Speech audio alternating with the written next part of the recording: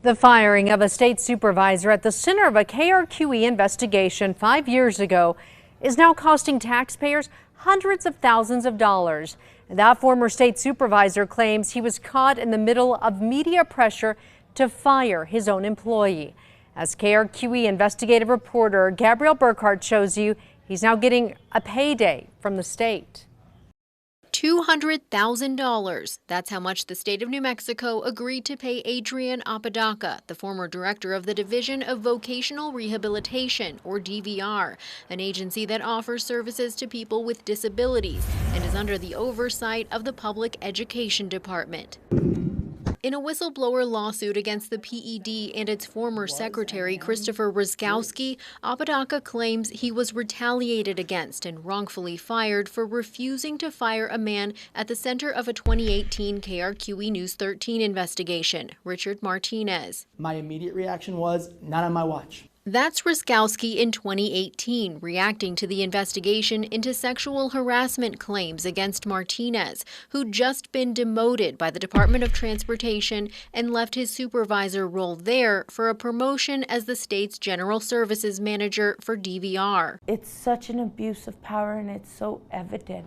Martinez's accusers prompted the NMDOT back then to pay $20,000 for an outside investigator to get to the bottom of accusations from 3 employees. None of us wanted it.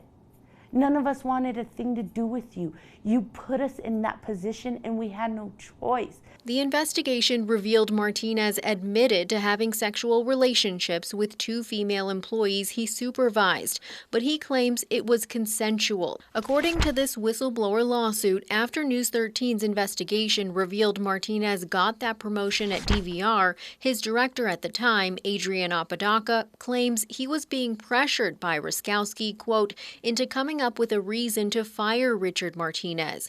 Apodaca says he refused, saying there was no legal basis to fire him, inciting DVR's own HR review of his discipline prior to hiring Martinez, saying the DOT investigation was one-sided and did not disqualify him from being the general services manager at DVR. Apodaca was then placed on paid leave as the PED launched its own investigation into alleged sexual harassment claims against Apodaca.